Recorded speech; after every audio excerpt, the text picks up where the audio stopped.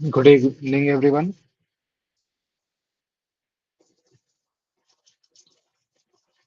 On the behalf of Adhyay, the Civil Services Society, I warmly welcome you all on this Google Meet session.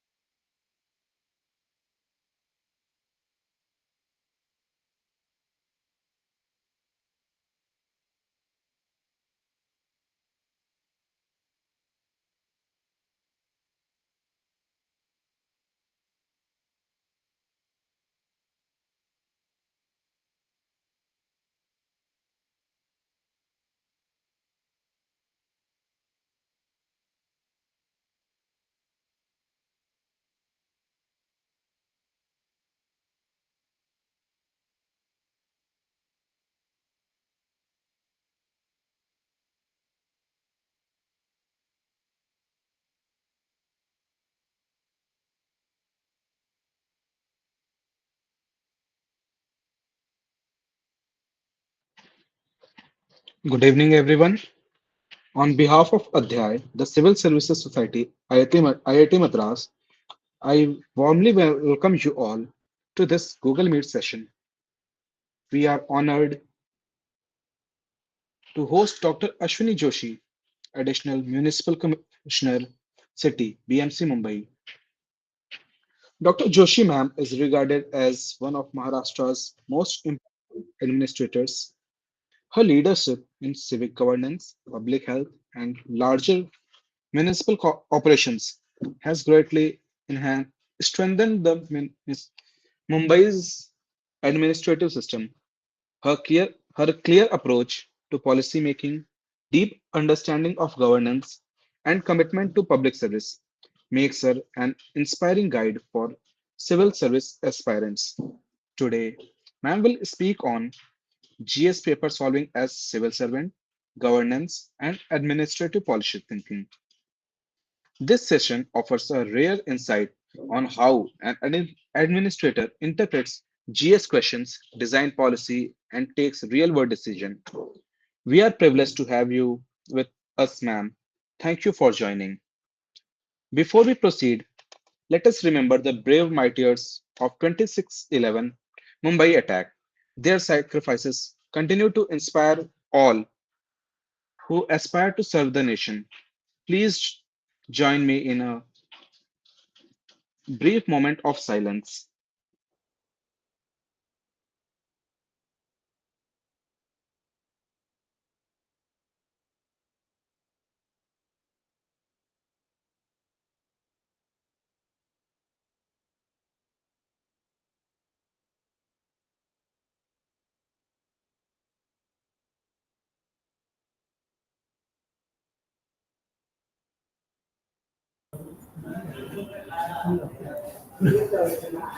Hello, mic check.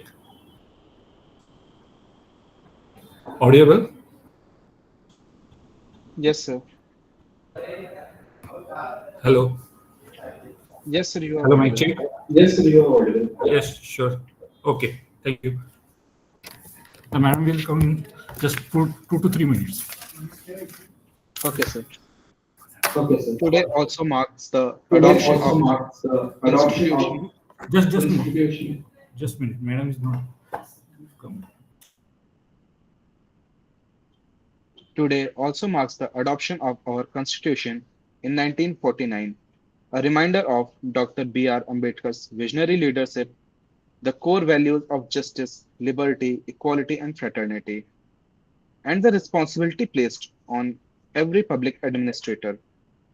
For aspirants, the constitution is guiding framework for governance and policy and thinking. With that, I once again welcome Dr. Ashwini Joshi ma'am and all participants. We look forward to an enriching session. To an enriching session. Hello, Anurag sir. Hello. She will Hello. come in 3 minutes. Hello. Hello. She will come in 2 to 3 minutes. Please hold. Okay, sir. Okay, sir. When she will come, will be start.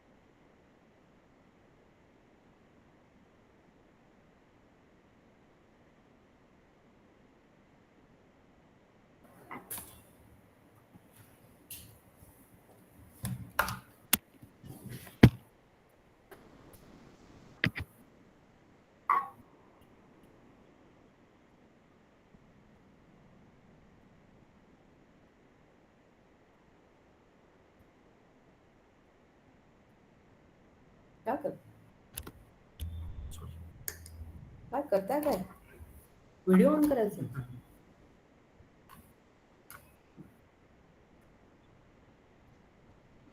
On the behalf of Adhyay, On the behalf of Adhyay, the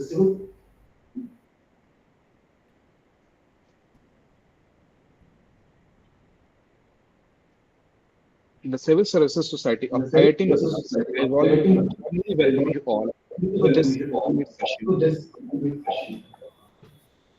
We are honored to have We Dr. are honored Ashwini to Joshi have IAS, Additional Municipal Commissioner, City, BMC Mumbai. Dr. Joshi ma'am is regarded as one of the Maharashtra's most impactful and administrator. Her leadership in civic governance, public health, and large municipal operations has greatly strengthened Mumbai's administrative system. Today, ma'am will speak on GS paper solving as civil servants, governance, and administrative policy thinking. This session offers a rare insight on how administrators interprets GS question, design policy, and take real-world decision. We are privileged to have you, ma'am, with us. Thank you for joining. We look forward to an enriching we look session. forward Ma'am, to an enriching permission, session. may we begin? Here we begin. Thank you so much. Am I audible? Yes, ma'am. Yes, ma'am. Okay.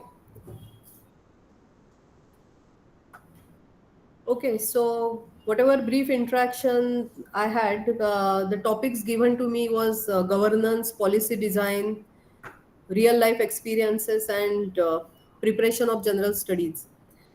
First, in 4 to 5 minutes, I'll just narrate my journey, and maybe after that, I'll touch some of these topics. So, right now, I'm posted as Additional Municipal Commissioner in Mumbai Municipal Corporation. I belong to 2006 batch of IAS, and I am basically from Maharashtra. I come from Chiplun, a small subdivisional town in Konkan region of Maharashtra. I'm a dentist by profession and got selected. Like I wrote 2005 examination of civil services. I had optionals of sociology and Marathi literature. So that was the era when there was more focus on optionals because the optional papers used to be of 600 and 600 marks, and the general studies was of 600, which I found reverse now. There is more focus on the general studies because you have 4 general studies papers. I'm a dentist by profession. I graduated from Government Dental College, Mumbai in 2001. When I was doing dentistry at that time only, I thought that I must shift my career. And after that, I started for seeking some other fields. So civil services I found very interesting, and after that, I decided to give it a chance. I always feel that people who are coming from professional backgrounds, they have one secure career. Like as all of you are going on your course curriculum in IIT, so you always have one secured career option. So when there was a question of writing both MPSC, that is Maharashtra Public Service Commission, and UPSC, the natural choice I had was I'll just write UPSC and not MPSC, because if I want to really work on a larger scale, larger arena, then I should give it a try. Like that, my journey started. It was a completely self study module. I never went to Delhi. I never went to any other place which offers coaching classes. Though I come from a science background, I purposely chose humanities as an optional. So, humanities were completely new for me as an optional, like Marathi literature and sociology. The model I followed in my studies was always studying thoroughly through books. I'm talking about almost 24 years back when use of internet was not that rampant, or use of internet for studies I can say was not that rampant. So basically, having access to good libraries, having doing a self study, assessing all the papers of previous years, like that I prepared. There were few institutions like State Institute of Administrative Careers, which shaped us. I was a student of that institution. And for Marathi literature, we had a few professors from Mumbai University and good colleges like Ruparel or Ruia, etc. So they helped me basically. The general studies part was completely my own. I gave 3 attempts. In my first attempt, in the first attempt, I qualified in the prelims. I appeared for my mains examination, but I could not qualify for my interview. Here I would like to tell few of you that when we give such examination, initially we do not think of various possibilities. Like in my first attempt, when I cleared the preliminary examination in the first attempt itself, I thought that I'll be qualifying throughout. So after giving my mains examination, just one sec, मला इथे काहीतरी platform द्या. So after giving my mains examination, I never re-looked at the books of the prelims. But unfortunately, I failed into my mains examination and again had to appear for the next prelims.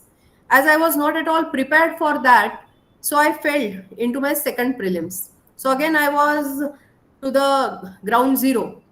Then, since I'm a dentist by profession, there was always a second thought whether I should continue this or I should start practicing or maybe start preparation for post graduation. But I was very clear that I'm not liking dentistry as such. So there is no point.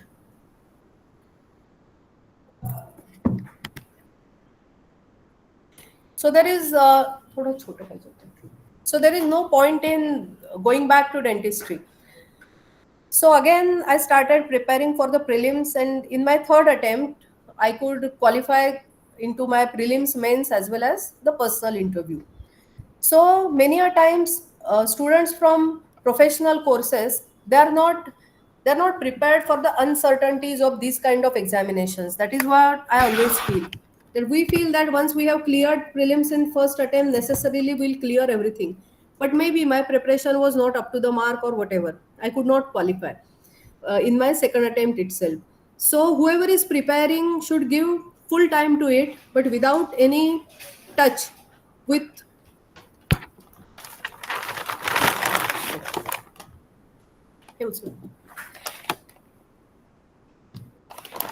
without losing any touch with your current profession, because you need to be in touch with your profession for all practical reasons. So this I realized, and during my third attempt I was practicing dentistry. I was working in GT hospital, and at the same time I was preparing for exams.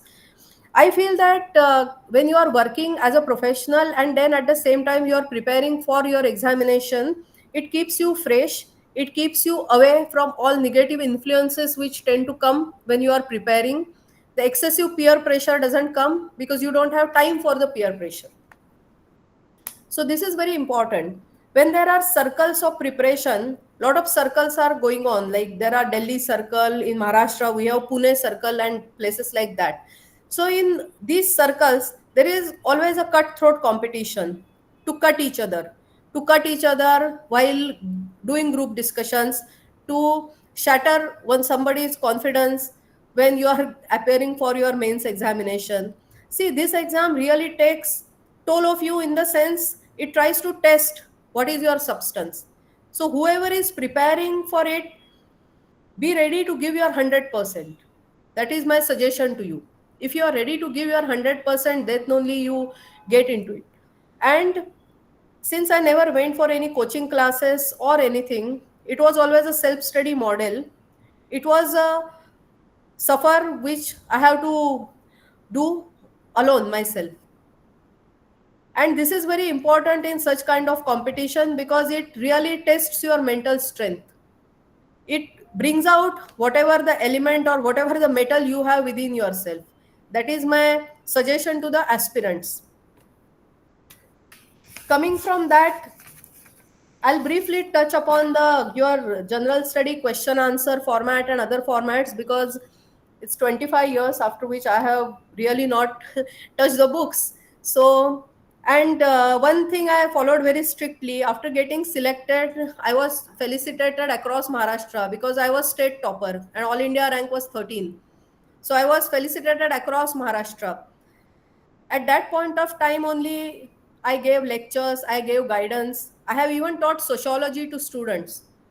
But after that, once I got into service as a career professional, I have, except taking few mock interviews at state institutions, I never gave guidance to anybody as such. So this might be a main lacuna.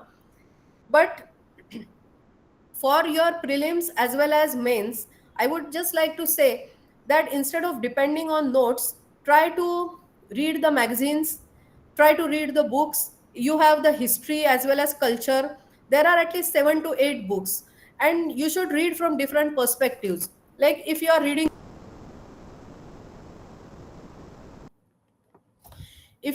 Romela Thapar, then you can read some other kind of a writer also who has a different perspective. If for your geography you are referring to something, काढून टाका. म्हात्रे बरोबर नाही केलं. हा, soda. हा, ठीक आहे. So if for geography you want to read something else or you want to study through atlas, then refer to 2 3 different atlases. At the same time, constitution, right from DD Basu to Subhash Kashyap, everything you should try to read and then you should be able to analyze it. I never refer to any notes because these notes, though only few people go to Vajiram and Ravi or Rao IAS or wherever, but these notes are circulated everywhere. You can purchase those notes and then you tend to write those typical answers. And I feel that the paper pattern is such now that they want to bring out originality from you. So you have to refer to books, and since GS is a vast subject now with 4 papers, you need to have everything for revision ready. So you should have your own notes with brief points. I used to have notes for long question answers as well as short question answers. If short question of 10 marks is there, then 5 to 6 points. Because you have 2 papers in a day. At that point of time, you cannot refer to the books. You will refer to your notes, but your own notes. That is my suggestion. 1. The focus on optional has reduced now, but I want to just share my experience about my optional. I had taken sociology as an optional, and during my first attempt I scored very poor because I was depending on somebody's notes, some lectures or some ready-made study material. Out of 600, I had just scored 242 marks in my first attempt. Then during my second attempt, I gave a thought to it. Then in sociology, there were at least 12 topics like Indian family, religion, and caste, and so on. So for each topic, I read 2 to 3 books of all the stalwarts, all the people who were doing research in sociology at that point of time. My collection of sociology books at that point of time was almost 45 to 50 books. I had purchased those books and they're still into my collection. So after that, during my third attempt when I wrote sociology, my marks were straight away 383 out of 600. And I was second topper for sociology all over India. The first topper was the topper of our batch. So like this, I feel that self-study and self-analysis can help us to improve without going to classes, because same kind of answers, once you start writing, then the originality and freshness is lost.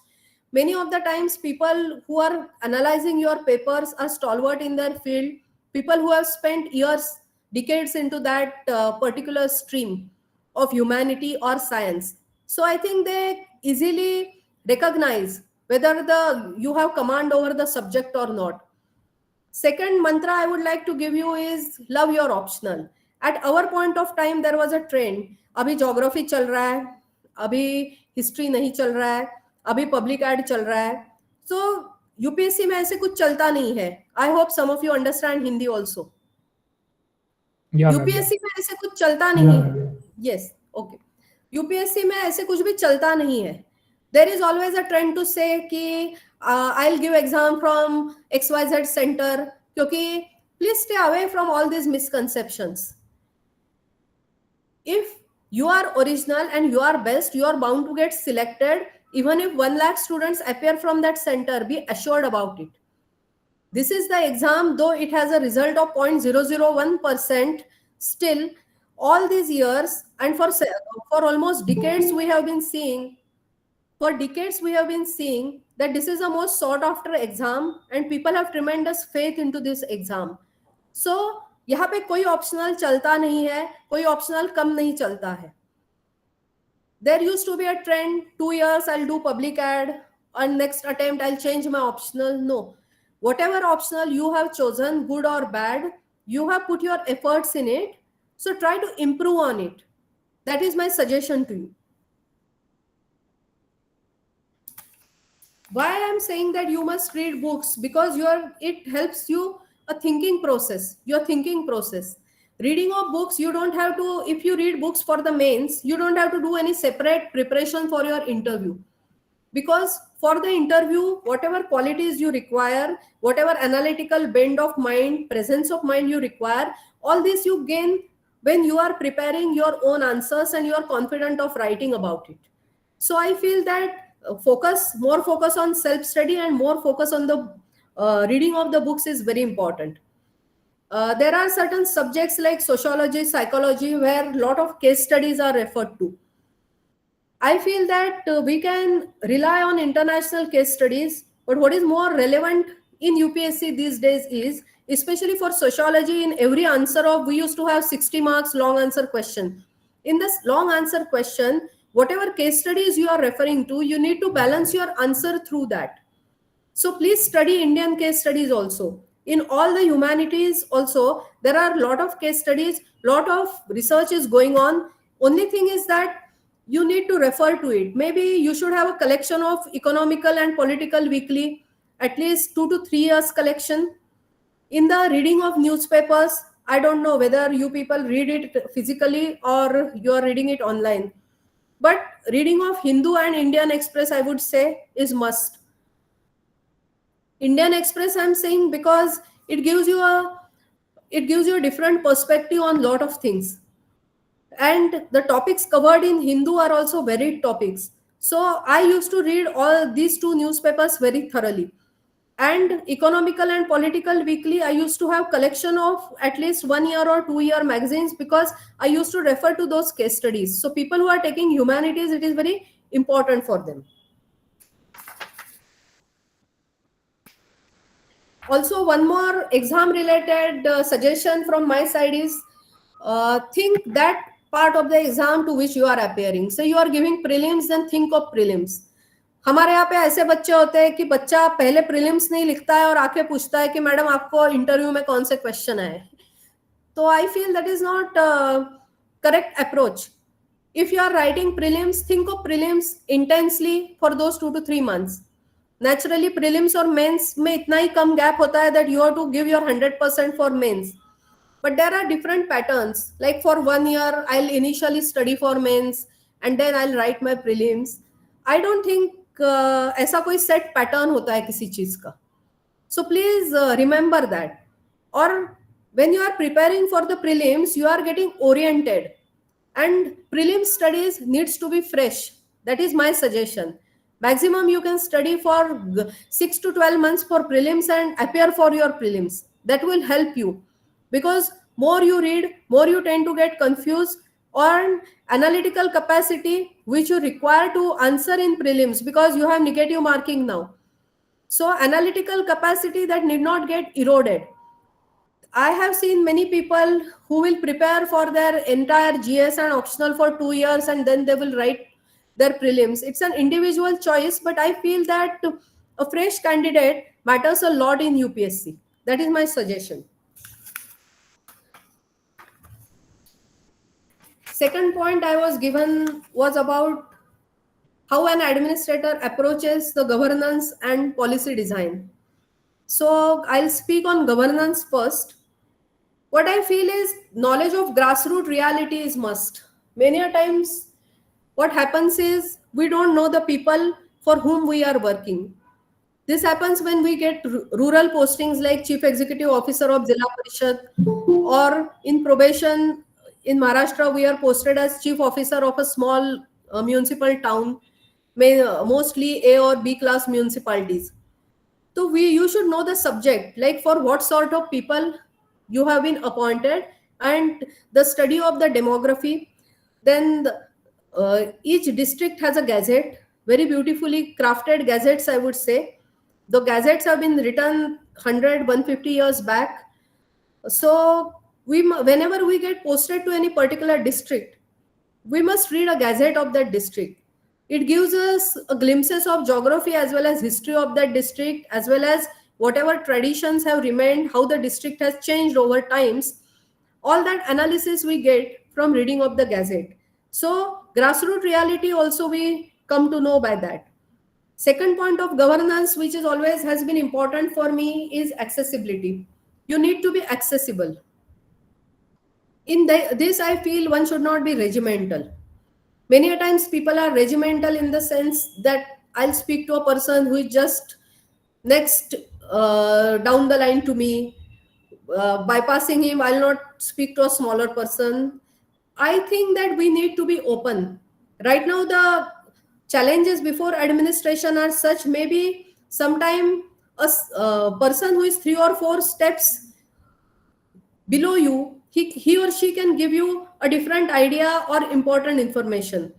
At the same time, accessibility to general people is also must. We must interact with people whenever visitors are coming, people are coming in public grievance days or whatever, we should interact with them. Thirdly, I would like to share my experience of use of mobile. In my career, I have done a lot of regulatory postings. Like I was controller of rationing and director civil supplies for almost 3 years. I was excise commissioner of Maharashtra for 2 years. So while doing these all regulatory postings, what I have realized is when you are doing such kind of postings, you need to have your own information network, your own resources.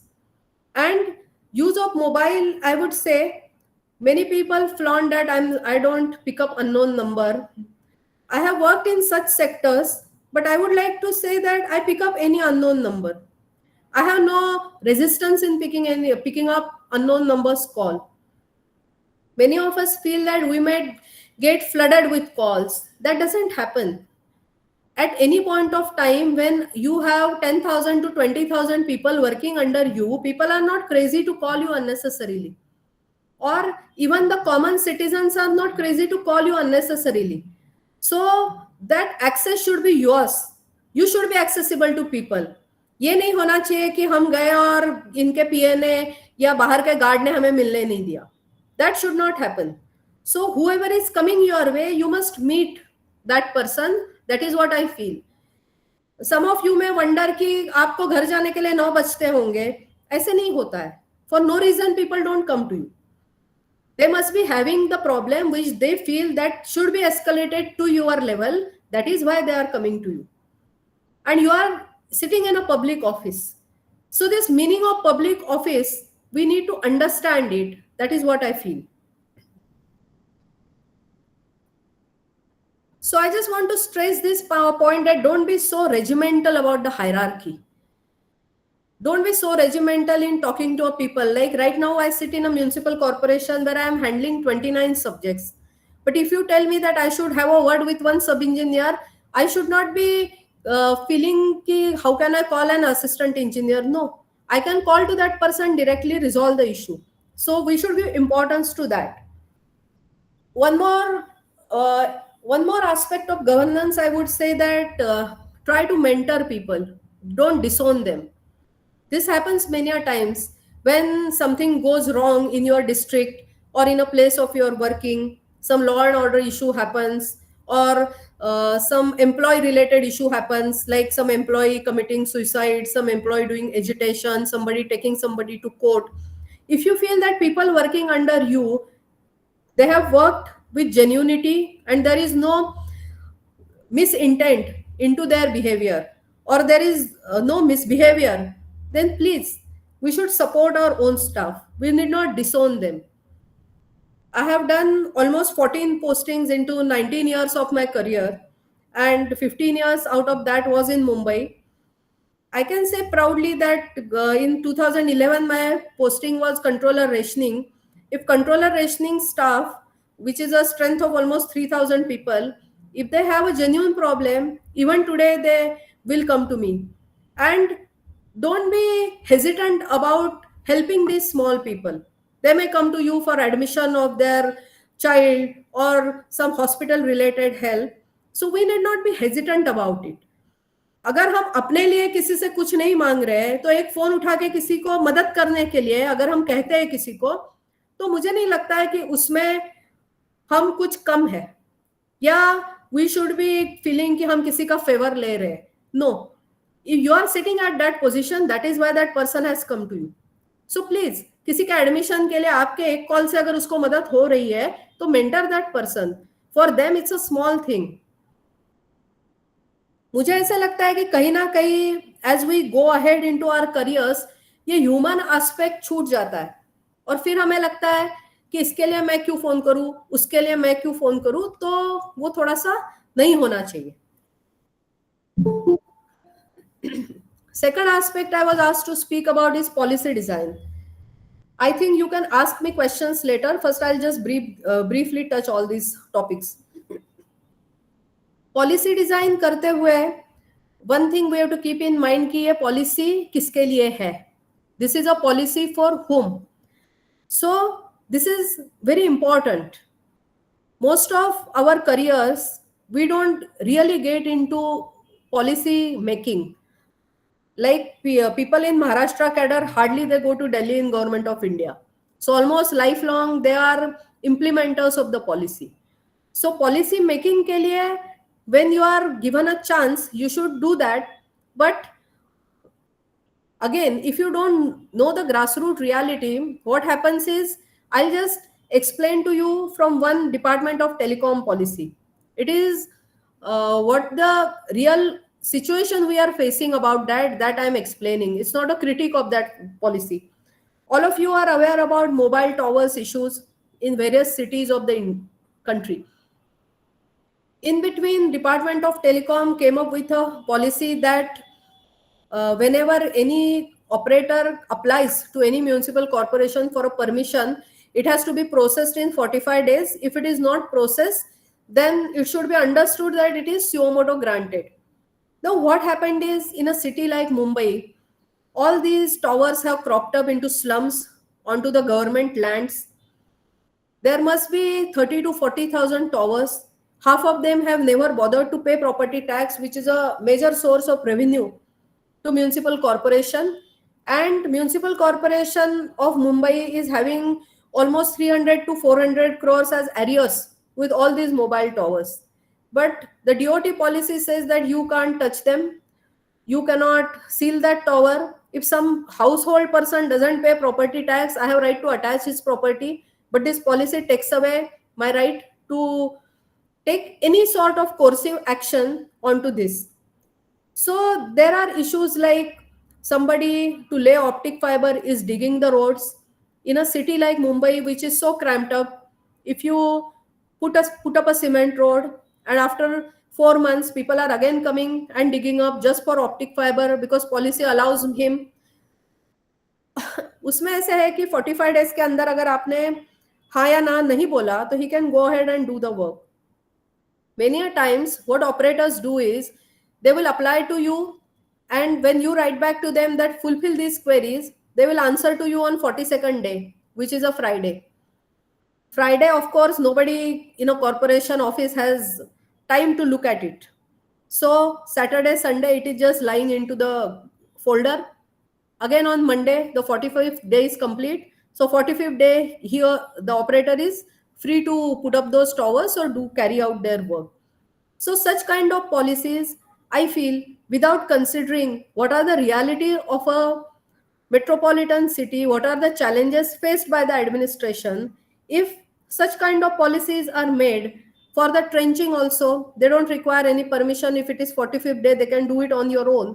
So I feel that when you do not have the enough knowledge of the field reality, these kind of policies, they create challenges for the people who are actually delivering on the ground.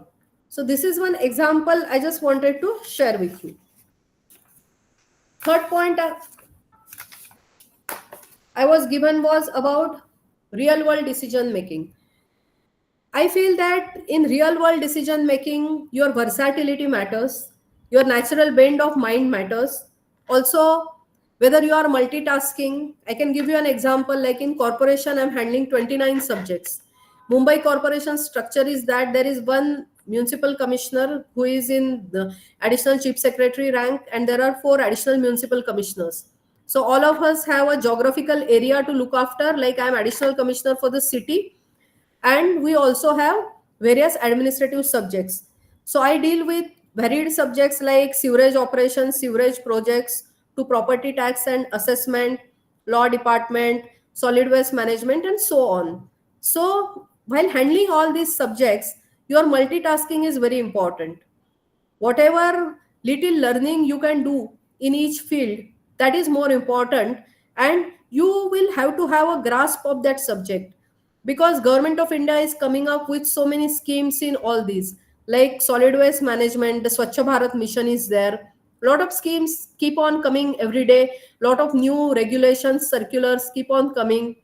So you need to be updated into that subject, but you cannot become master of such subject.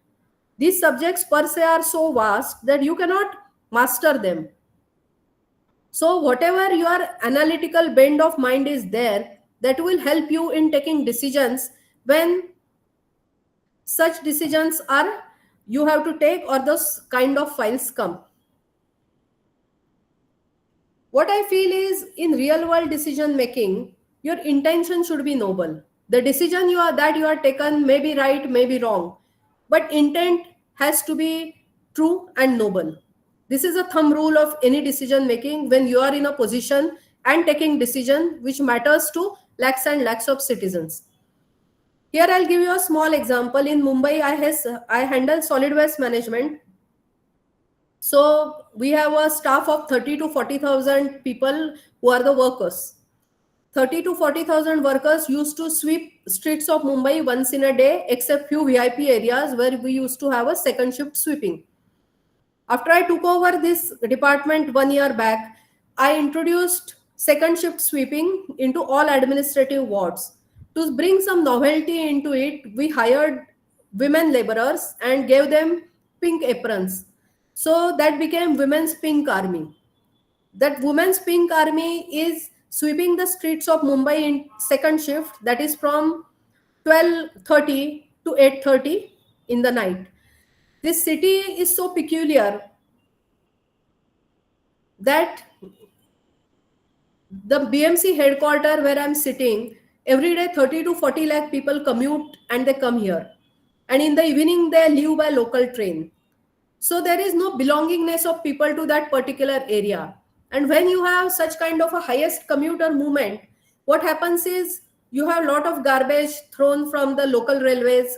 You have a lot of garbage thrown by people. And naturally, in the evening, everybody is hungry. So people pack up something when those wrappers of food are lying everywhere. And it used to give very bad picture of the city. So to avoid that, this second shift sweeping we started on main streets of Mumbai, the main streets where there is everybody's attention, and then the inside streets at a later stage. So it has got very good response.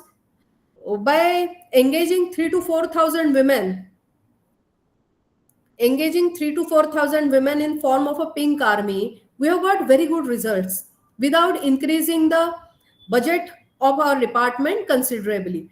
So I think this small kind of interventions, you should have knowledge of your core subject. In the sense, I told all assistant commissioners working under me, there are 26 assistant commissioners which work. I told all of them, just identify when there is maximum rush at the local station in your ward. Like if at 6:30 there is maximum rush at CST station and Churchgate station, the maximum rush hours for Dadar are 7:30, and for Andheri and Borivali it is 8:30. So different ward need to engage their pink armies at different point of time. If they engage those people at the same point of time at 6:30, the platforms are vacant. Nobody is there in Borivali. A person who is working in Mumbai, South Mumbai, reaches Borivali at 8:30. उसके बाद वो कचरा डालेगा वहां पे, assuming. So your pink army in and around station has to be positioned between 8:30 to 9:30, then only it can be effective. So I feel this kind of management is required when you are working in places like municipal corporations. Next part I will come is their courage and conviction to implement your decision is very much required once you take that decision. There are situations like removal of encroachment. There are situations like you face religious bias situations. आपको कोई अतिक्रमण हटाना है जो धार्मिक स्थल है, maybe a small temple, a mosque, or any other place of religious practice. At such point, what helps is what is your conviction. When you once decide that you are going to remove this particular structure, then you should stand with people whom you have sent to take that action. ये नहीं होना चाहिए कि आपको किसी का phone आया और साहब ने कहा कि भाई आज आप वापस आ जाओ, आज मत तोड़ो, कल तोड़ो. Imagine the humiliation that person faces when he or she is on the field. So the courage and conviction is very much important when you take such decisions. I'll give you an example. When I was collector of Thane district in Maharashtra, and Indian Navy had a 1200 hectares of land in and around village called Nevali.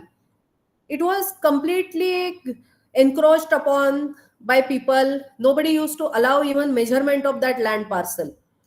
And we used to have civil military liaison meetings. So in each civil military liaison meeting, the representatives of Indian Navy used to open this topic with our Honorable Chief Secretary. And once Honorable Chief Secretary told me, why don't you resolve it once and for all? Then I said, I'll resolve it, but I'll just require the land record machinery of adjoining districts. So he said, okay, go ahead, you can take it. There were a lot of chawls, lot of illegal buildings on that land. And whenever people used to go for measurement, they used to be attacked. So what we did was we created a small lab kind of structure in one tempo traveler. I don't know any one of you have any idea of land record, how it is measured. So it's a very tedious procedure. So we took one tempo traveler, removed its seats. We created a small lab inside that tempo traveler. Yes, survey. Land survey. So land survey is very technical job. And normally what people do is people go at the site, they do the measurement, then they come back at the office and then they prepare maps. Here we had got police bandobast of say 600 to 700 police force including men and women. So we said we don't have this luxury of time that coming back to office and then again preparing the maps. So in 2.5 days, with almost 40 to 50 land record, land survey officers and people, we measured that entire 1200 hectares of land. And they used to immediately create those land maps, and then they were just handing over that land to Navy. Like this, we completed this exercise in almost 3 days. That thing was pending for almost 40 years. So sometimes your innovativeness is also required, and sometimes your conviction is also required. Those people, they created a statue of me. My statue was burnt on that Nevali Naka in front of a mob of 5,000 people. So what is required is fine. I should not take it personally. I am giving land by measuring to Indian Navy, which is owned by them and which is very crucial for their operations. So once I get go ahead to do that work, it is my duty to complete it. Again and again, I am not going to get bandobast of 600, 700 police personnel. So whenever in government or in governance, when you receive resources, you should use them. It should not happen that we went to measure there and people opposed, so we came back. No. Once you go there to deliver that task, you have to stood by your people and you should give them confidence that yes, whatever problems you face, I'm there with you and we can resolve it and we have to deliver it. So I feel that this kind of leadership is required in handling real life situations. Also, one more aspect I always say is there has to be a non-negotiable approach while implementing. As I said before, it should not happen that we are doing something, somebody calls, and under pressure we buckle. No. Once we decide, we have analyzed everything, then you sitting there should be ready to pay its price. If people like you and me who are professionals and coming to join the civil service, if we don't work with conviction, then who else can work with conviction? That's my question. So you should be non-negotiable, you should be known as non-negotiable. People should know that when you have come to take action with your people, with your staff, then there is point of no return. And I feel this approach helps you to create your brand. 3 years I was controller rationing, and there was a state level squad, so I was in charge of that squad. I had powers of search and seizures in entire Maharashtra. There used to be large hoarding of dals, arhar dal or moong dal, these kind of dals. There used to be a large scale hoarding of that. So when we used to monitor the rates of those dals from multi commodity exchange, MCXDX, you might be aware of it. So when we realize that from particular area, particular people are engaged into holding of that activity, I still remember we raided lot of godowns in Nanded and surrounding areas, and we seized dals or hoarding almost to the tune of 100 to 200 crore from one place. So my total search seizures during those 3 years were of 750 crore, including oil, edible oil, grease, all the commodities which are covered by Essential Commodities Act. You may also be thinking about whether there is bias when people are working, when you are working with a field which is still men dominated. But I feel people don't look at an officer, or I don't perceive myself as a lady officer. An officer is an officer. There is no gender bias in it. Once you don't bring that bias in it, your subordinates will always, they will never bring that bias. For them, boss should be boss. So this is very important aspect in working. I was excise commissioner also. So again, a field which had jurisdiction of entire Maharashtra. So when you are taking some action, people should feel that this lady will come down on us heavily with conviction. So even in matter of, there are litigants, lot of litigations, lot of court cases, but without losing your cool, you should try to understand how litigations happen, try to gain expertise in it.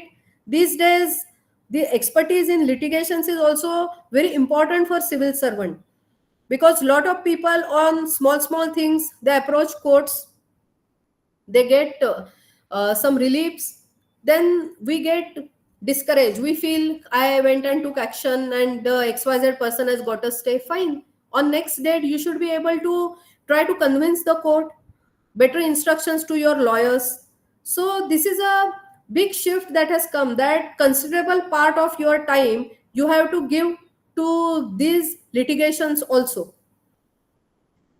My last point will be, stay away from too much of IT and stay away from use of social media.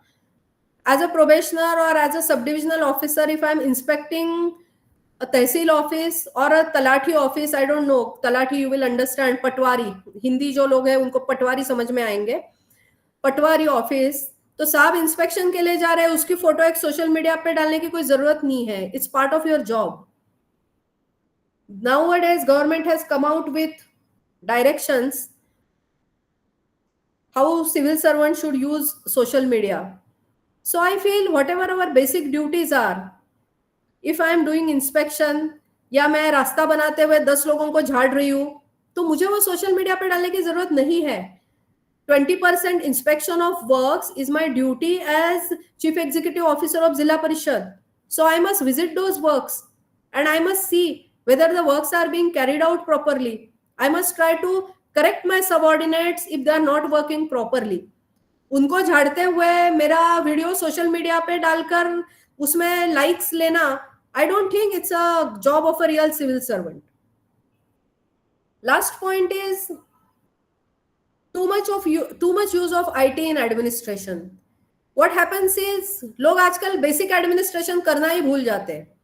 कोई तो एक app बनाओ, कोई module बना दो, वो present करो.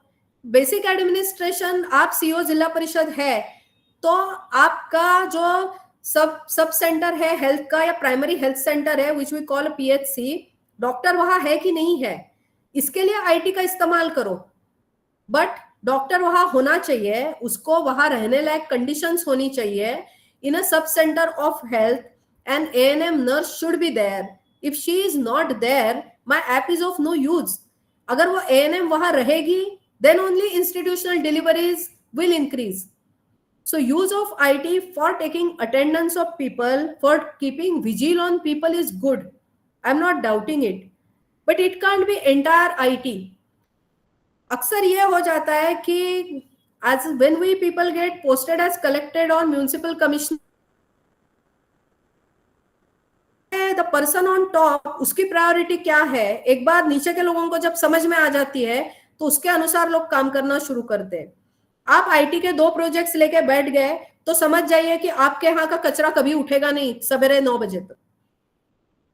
So smart bins is okay, but there has to be a mechanism also to lift that garbage and to transport that garbage. और जैसे मैंने डॉक्टर्स का एग्जांपल दिया कि डॉक्टर्स प्राइमरी हेल्थ सेंटर्स में प्रेजेंट नहीं रहते, विदाउट मतलब इतना हमने आईटी का गवगवा करके रखा है, उसके बावजूद भी in so many primary health centres doctors are not there on time. Sub centres में एएनएम नहीं है, स्कूल्स में there are no teachers present. So to track the human resources you can have 100 modules of facial recognition system, you can have 100 modules to see that the person reaches there. But after that person reaches there, he should be able to deliver, and that you will have to do by inspecting. You have to do surprise inspections. As I was CEO Jilla Parishad Bhandara, I used to visit the PHCs of remote places because Bhandara is just 60 kilometers from Nagpur. तो वहां पे collector CO और SP रहते हैं district headquarter में, बाकी आधे से ज्यादा लोग तो अप डाउन करते हैं नागपुर से for example. So I need to just go and examine whether that workforce is there or not, whether they are delivering or not, वहां पे दवाई है कि नहीं. और आईटी से आप आईटी का इस्तेमाल करके आप दवाई का स्टॉक ले सकते हैं, बट वहां दवाई पहुंचनी चाहिए. उसके लिए you need to work administratively. You should have a mechanism where you give purchase orders in time. The dealers deliver those medicines in time. So I feel that use of IT should not become the sole agenda of people, a person who is sitting on the top. Then पूरा नीचे का जो administration है उनको लगता है कि बस यही टैब में हम रिपोर्ट करें तो काफी है. So these are few inputs from my side. Maybe you can have some questions if time permits. Thank you.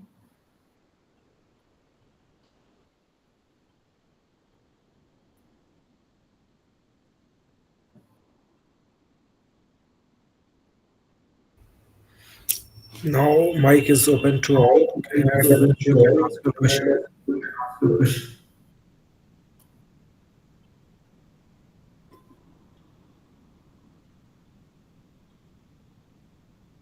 Good evening, ma'am. Good evening, ma'am. Yeah, please. Yeah, I'm a third semester student. I would like to start my preparation towards BMC. What is your suggestion to start with? You can start with general studies. For that, start reading NCERT books from 7th standard to 10th standard first. Have you done your schooling in CBSE or ICSE or the state board? State syllabus, ma'am. Okay, then you can start with books from 7th standard, and for humanities, the NCERT books of 11th and 12th standard are also available. So you can start with reading of those books, and then reading of magazines like Frontline. Maybe initially, reading of both the newspapers is must. What I feel is also initially you can read D.D. Basu's Constitution, D.D. Basu's commentaries on Constitution of India to get an overall perspective. Ma'am, I would like to take the optional science, the mathematics and the physics part. What is your opinion on that? optional you will have to take what is your bend of mind. I cannot suggest you an optional. Being a science student, I went for humanities because I thought that I never had an opportunity of studying humanity, so why not give it a chance. So I feel that when we come from a science background, taking an optional in any of the humanities help us because it changes our way of thinking. So maybe you can try some humanity. Okay. Okay.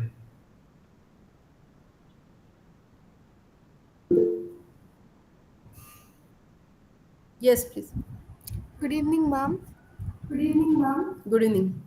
Ma'am, I am planning to start my preparation from December as soon as my semester is completed. I would like to start with optional semester. Like, I can do it GS afterwards as I'm in third year currently, BMC Tech. So, is it like to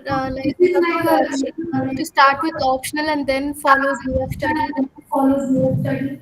No, I feel your reading for general studies should start first because current affairs is a considerable portion. Then international relations also is a considerable portion now in your syllabus. So, reading of newspapers and then analytical articles in the newspaper on all these varied subjects, it gives you a certain perspective. So, studying of optional becomes like studying one another subject. So my suggestion is the study should interest you more.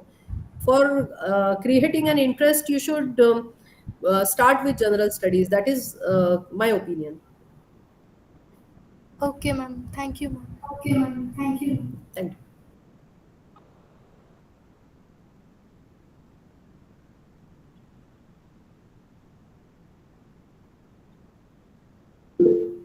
Yes, please. Hello, good evening, ma'am. Good evening. I'm first year student.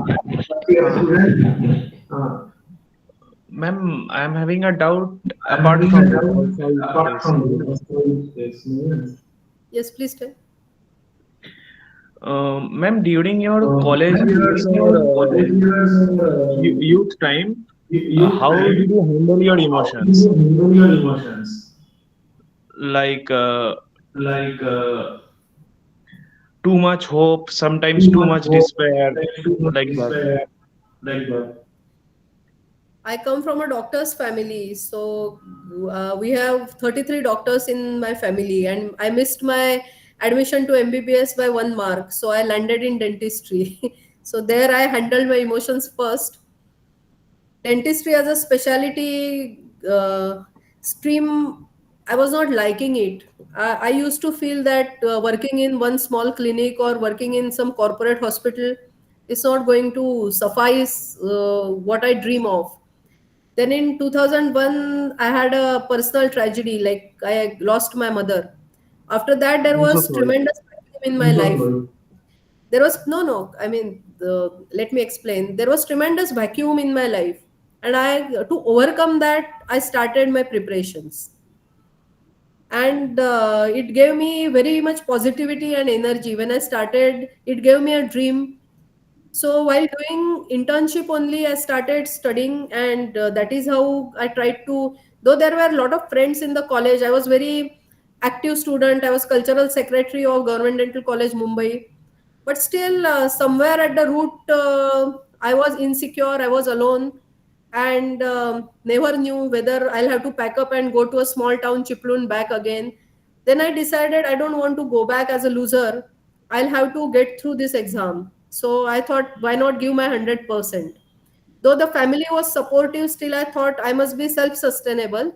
So till the time I got selected, I was always working. I was earning my bread, like though part-time work of 3 to 4 hours was, but I was earning something, not completely dependent.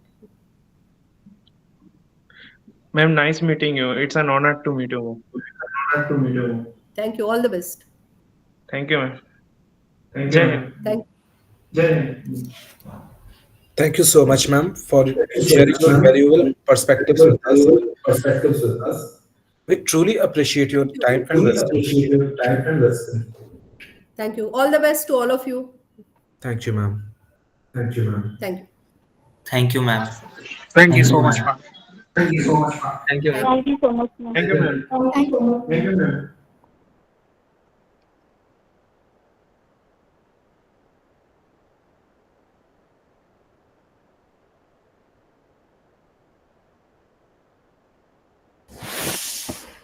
Guys, now meet is over, so you can leave now.